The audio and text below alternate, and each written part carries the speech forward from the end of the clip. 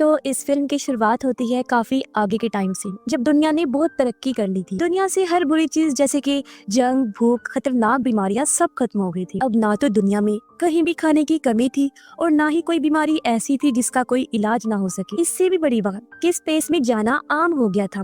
हर कोई अब आराम से आसमान की सैर को जा सकता था। इसी बीच हम एक स्पेसशिप में कहानी की मेन कैरेक्टर मैक्स को देखते हैं। मैक्स को भी घूमने का बहुत शौक था, इसलिए वो अपने खास स्पेसशिप से गैलेक्सी में घूमने निकला हुआ था। उसे हर प्लेनेट पर जाने, वहाँ के रहन सहन के बारे में जानने का बहुत शौक था। हालांकि उसकी फैमिली हमेशा उसे कहती थी कि बस वापिस आ जाओ और अपनी पढ़ाई पर ध्यान दो, लेकिन क्योंकि उसे पढ़ाई का शौक तो था नहीं, इसलिए वो अपनी फैमिली की बातों पर ध्यान नहीं दिया करता था। इसी बीच अचानक एक चट्टान का टुकड़ा मैक्स की स्पेसशिप से आकर टकरा जाता है, जिससे वो कंट्रोल से बाहर हो गया। सिस्टम में खराबी होने लगी, लाइट्स खराब हुई, अलार्म बजने लगी। ये देखते हुए मैक्स ने जल्दी जल्दी स्पेसशिप को नीचे उतारना चाहा, लेकिन सिस्टम पूरी तरह खराब हो गया और स्पेसशिप गिरने लगा। देखते ही देखते शिप एक अनजान प्लेनेट के आइलैंड पर तबाह हो गया और फिर स्पेसशिप में धमाका होने से पहले ही मैक्स उसमें से उतर गया और अब वो इस अनजान आइलैंड पर फंस चुका था। यहाँ दूर दूर तक कोई नजर नहीं आ रहा था जो उसकी मदद को आता। ये आइलैंड काफी अजीब था, रेगिस्तान जैसा। ज्यादा अंधेरा तो नहीं था, बस खामोशी थी जो डरा देने वाला माहौल बना रही। खैर,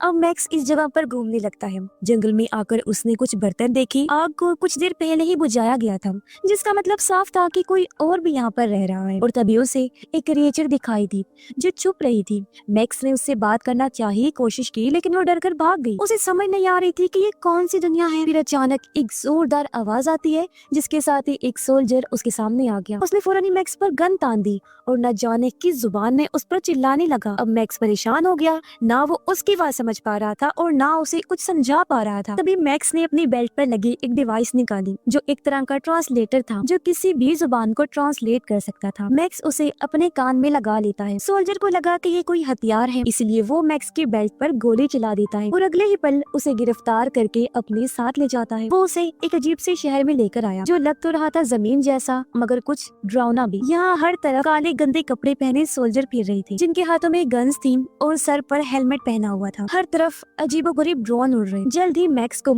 एक लैब में लाया गया जहाँ कुछ साइंटिस्ट थे। वो लोग दरअसल मैक्स को कोई एलियन समझ रहे थे, इसलिए उसके सर पर डिवाइस वाला एक हेलमेट लगा देते, क्योंकि वो इस डिवाइस के जरिए मैक्स के ख्यालों को पढ़ के उसका हर एक राज जानना चाहती थी। लेकिन जल्द ही उन लोगों को लगने लगा कि ये कोई एलियन नहीं है, बल्कि एक पागल इंसान है। इसीलिए उसे पागल खाने भेजने का फैसला किया जाता है। ये काम एक सीनियर सोल्जर के जिम्मे लगाया गया जिसका नाम गाय था। अचानक सभी लोग जोर जोर से गीत गाने लगे जो उनके मुल्क और गवर्नमेंट के उनके दिल में प्यार का गीत था। उन्हें देखने से ऐसा लग रहा था वो जैसे किसी के कंट्रोल में हो और इस गीत के अलावा इनके दिमाग में और कुछ ना हो। ये सब चीजें मैक्स को काफी अजीब और फनी भी लग रही थी। साथ ही उसे शक भी हो रहा था। पर अचानक एक सोल्जर जमीन पर गिर पड़ा, बुरी तरह उसे दौरे पड़ने लगे। इसलिए अथॉरिटी वाले उसे उठाकर ले जाते हैं, जो देखकर मैक्स का शक और बढ़ जाता है। अब मैक्स को जब पागल खाने ले जाया जा रहा था तो वो वहाँ के बुरे हालात देख रहा था कि सब कितना खराब है। सड़कें, बिल्डिंग्स टूटी हुई हैं और हर 2-3 किलोमीटर के फासले पर अजीब तरह के टावर्स हैं। इस बारे में वो गाय से पूछता है कि ये टावर किस लिए हैं। तब गाय कहता है कि वो क्या है ना, आजकल बागियों की तादाद काफी बढ़ गई है, वो यहाँ आते रहते हैं, तो दुश्मनों से हिफाजत के लिए इन टावर्स को लगाया गया। उनकी बात चल ही रही थी कि अचानक एक टावर में जोरदार धमाका हुआ, जिससे टावर का जला हुआ मलबा उन लोगों के ऊपर गिरने लगा। हर तरफ अफरा तफरी फैल गई। कुछ लोग तो भाग गए, जबकि कुछ मलबे के नीचे ही दब के मारे जाते हैं। एक बड़ा सा रॉड मैक्स के ट्रक में घुस गया, जिससे गाय उसके नीचे दब जाता है। अब मैक्स बगैर टाइम गवाए जल्दी से पूरी ताकत लगाकर गाय को बाहर निकाल लेता है और इस तरह बाल बाल उसकी जान बच पाती है। ये देखकर गाय को इतना तो समझ आ गया कि ये कोई आम लड़का तो नहीं हो सकता। खैर, अब जाकर मैक्स को पता चलता है कि यहाँ तो बगावत चल रही है, यानी जिनको बागी कहा गया है वो गवर्नमेंट के खिलाफ खड़े हैं, क्योंकि वो गवर्नमेंट के तरीकों को नापसंद करते हैं। इसलिए गवर्नमेंट ये टावर लगाकर अपनी ताकत बना कर रखना चाहती है। ये लोग पैदल ही आगे बढ़ जाते हैं। मेन शहर में आने के बाद एक ताकतवर आदमी दिखाया जाता है जो रिसर्च डिपार्टमेंट का हेड होता है। वो अपने एजेंट को हुक्म देता है कि वो मैक्स को मेरे पास लेकर आए, जबकि उससे पहले मैक्स को इस बार एक बड़े से टैंक में बंद करके रखा जाता है, क्योंकि साइंटिस्ट उसके दिमाग को और अंदर से परखना चाहते थे। लेकिन तभी यहाँ डिपार्टमेंट हेड का एजेंट आकर बगैर किसी की इजाजत के मैक्स को वहाँ से ले जाता है। इसी बीच हम एक वकील को देखते हैं जिसने भी काफी देर से मैक्स पर नजर रखी हुई थी, लेकिन जब उसने टाइम देखा वो काफी घबरा गया। जल्दी से बाथरूम में जाकर वो लॉक हो जाता है, पर अचानक उसे भी वही दौरा पड़ने लगता है। उधर एजेंट जब मैक्स को ले जा रहा था तो बार बार घड़ी को देखकर उसके भी पसीने छूट रहे थे। अचानक उसे भी दौरा पड़ गया और ये देखकर कुछ लोग एजेंट को बंदी बनाकर अपने साथ ले जाते हैं और आसपास के लोग एक बार फिर गीत गाने लगते हैं। अब लोग मैक्स को देखकर उसे बागे कहने लगे, क्योंकि वो उनकी तरह गीत जो नहीं गा रहा था। वो उस पर चिल्लाने लगी। तब इस भगदड़ का फायदा उठाकर मैक्स वहाँ से भाग जाता है। अब पता चलता है कि फादर्स नामी एक ग्रुप है जिसमें वो सारे फादर्स यहाँ पर राज करते हैं, जिनमें रिसर्च डिपार्टमेंट का हेड और उसका एजेंट भी शामिल थे। अब इनके कुछ रूल्स थे।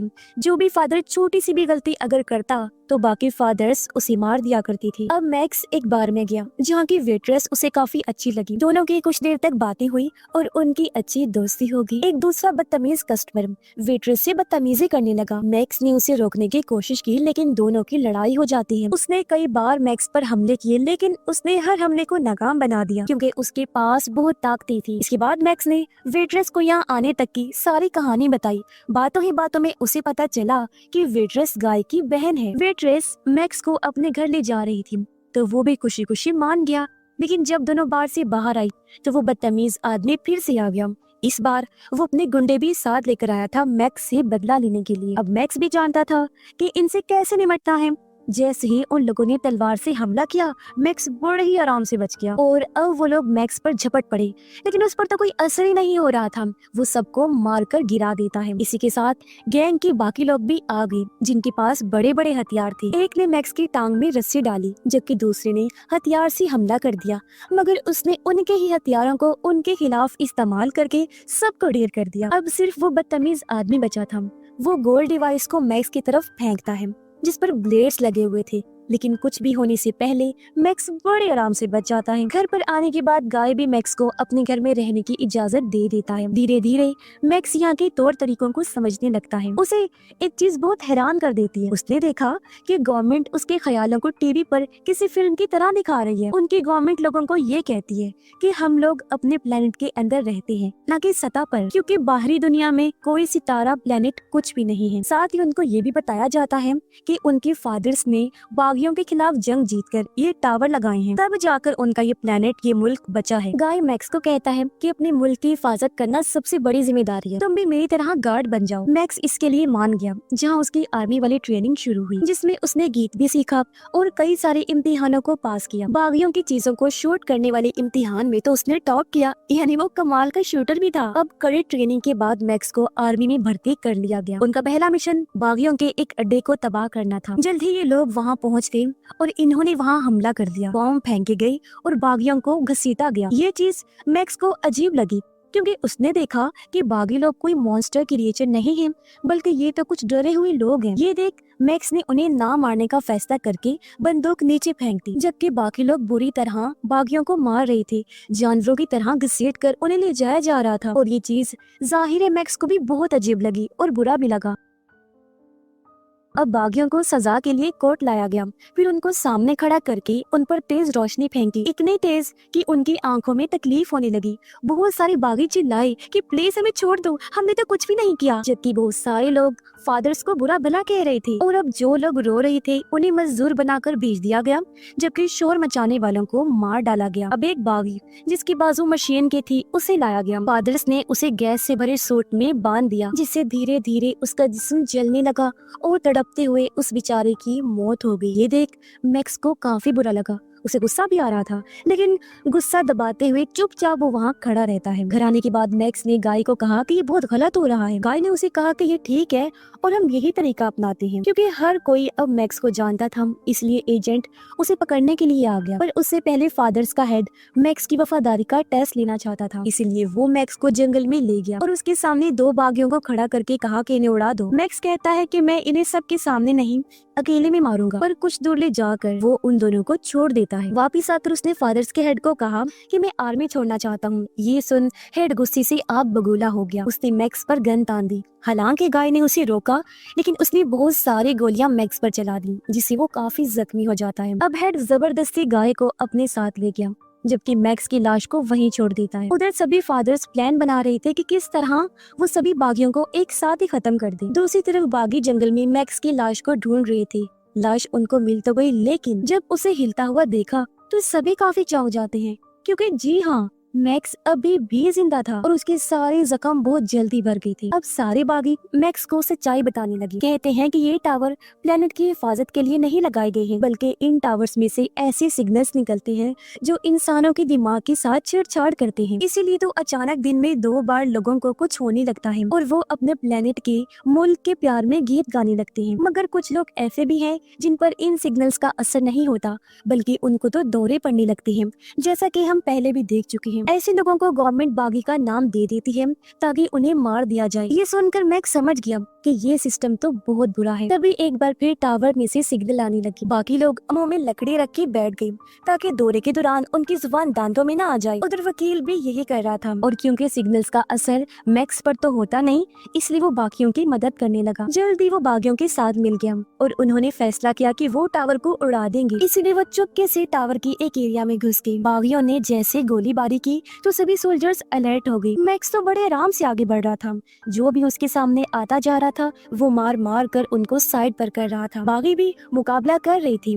कुछ तो मारे गए जबकि कुछ दीवारों के पीछे खड़े होकर गोलियां चला रही थी। मैक्स बड़ी बहादुरी से टावर के नीचे पहुंचा और वहां बॉम्ब लगा देता है। फिर उसने सभी बागी, चाहे वो जिंदा हो या मरा हो, उन पर हुक से रस्सी अटका दी और उनको घसीट कर ले जाने लगा। कुछ ही देर में मैक्स और उसकी टीम खतरे से दूर हो गई। टावर में जोरदार धमाका हुआ और वो उड़ जाता है, लेकिन ये मुश्किल बहुत तकलीफ दी थी क्योंकि एक और साथी उनके सामने दम तोड़ जाता है और अब बस मैक्स और एक बागी ही बचा था। अब मैक्स वेट्रेस के घर गया, लेकिन पड़ोसी ने उसे देख लिया था, इसलिए फौरन उसने पुलिस को बता दिया। गाय मैक्स पर चिल्लाने लगता है, पर इसी बीच वहाँ पर पुलिस आ गई, जो देखकर मैक्स फौरन ही वहाँ से भाग जाता है ताकि गाय और वेट्रेस किसी मुसीबत में न पड़ जाए। लेकिन बाहर सोल्जर्स तो पहले ही उसका इंतजार कर रही थी। मगर यहाँ भी वो रुका नहीं और एक के बाद एक सबको मार गिराता है। लेकिन बेबस तो वो तब होता है जब फादर्स का हेड गाय की बहन को बंदी बना लेता है। ये देखकर मैक्स को हार माननी पड़ी। वो खुद को उनके हवाले कर देता है। मैक्स को जेल में डाल दिया गया, जहाँ पहले ही काफी सारे कैदी मौजूद थे।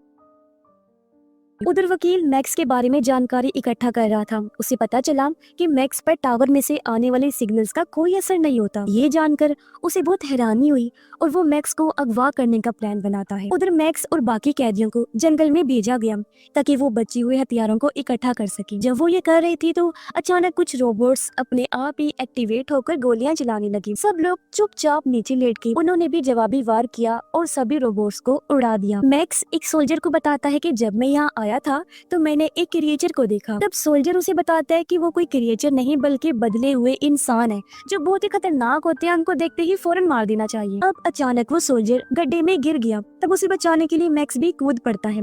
ये एक सुरंग थी, इसलिए दोनों छानबीन करने आगे बढ़ने लगी। इन्हें एक काफी पुरानी लैब नजर आती है, लेकिन इसी बीच एक क्रिएचर भी वहाँ आ गया। वो लोग जब छानबीन कर रहे थे तो क्रिएचर सोल्जर पर हमला करके उसे पकड़ लेता है। इससे पहले वो उसे मारता मैक्स सोल्जर को बचा लेता है। फिर वो खुद क्रिएचर से लड़ने लगा और आखिर उसे गिराकर कैद कर लेता है। लेकिन मैक्स को एहसास हुआ कि अगर सोल्जर को मौका मिला तो वो इस क्रिएचर को मार देगा, इसीलिए मैक्स क्रिएचर को आजाद कर देता है। अगले दिन मैक्स और 2 साथी जंगल में घूम रही थी, तभी उनकी नजर लाल टैंक पर गई जो झाड़ियों में फंसा हुआ था। इससे पहले ये लोग लाल टैंक के पास जाते काले टैंक्स उन पर हमला करने लगे। हालांकि वो भी जवाबी वार कर रही थी, लेकिन उनके किसी भी हमले का टैंक्स पर कोई असर नहीं हो रहा था। ये देख मैक्स को एक आइडिया आया और उसने लाल टैंक पर हमला कर दिया, जिससे अब लाल टैंक ब्लैक टैंक्स पर ही हमला कर देता है। एक एक करके उसने सारे ब्लैक टैंक्स उड़ा दिए। अब मैक्स जल्दी से लाल टैंक के अंदर घुस गया। फिर उसने सारी तारों को काटकर टैंक को डीएक्टिवेट कर दिया। अब मैक्स वहाँ से भागने का प्लान बना चुका था, लेकिन कोई और उसके साथ जाना नहीं चाहता था क्योंकि उन्हें लग रहा था कि ये इतना आसान नहीं होगा, ये किसी खतरे से खाली नहीं है। इसीलिए मैक्स अकेला ही टैंक लेकर चल पड़ा। हालांकि रास्ते में बिछाए गए बहुत सारे बॉम्ब्स ने टैंक पर हमला किया, लेकिन उसे कुछ भी नहीं हुआ। उधर वकील को जब पता चला कि मैक्स जेल से भाग गया है तो गुस्से में आकर उसने अपने ऑफिस की सारी चीजों को तोड़ फोड़ कर दिया। थोड़ा दूर आने पर मैक्स को कुछ फौजी मिली जो सभी गाड़ियों को चेक कर रही थी। जैसे ही एक फौजी ऊपर आया, मैक्स खुश हो गया क्योंकि वो और कोई नहीं बल्कि गाय था। उसे देखते ही मैक्स अंदर खींच लेता है और बस फिर क्या था, वो बिना रुके गेट तोड़कर वहाँ से भाग जाता है। हालांकि फौजियों ने बहुत गोलियां चलाई, लेकिन कोई असर नहीं हुआ। अब गाय काफी चौंक गया। वो हैरान होते हुए मैक्स से पूछता है कि भाई मुझे क्यों अंदर खींचा और कहाँ लेकर जा रहे हो। इस पर मैक्स कहते हैं रिलैक्स हो जाओ मेरे दोस्त, मैं तुम्हें एक नई जिंदगी दिखाने ले जा रहा हूँ जो यहाँ से बहुत बेहतर होगी। ये बात सुनकर दोनों काफी खुशी से आगे बढ़े और इसी के साथ इस फिल्म की कहानी यहीं पर खत्म हो जाती है।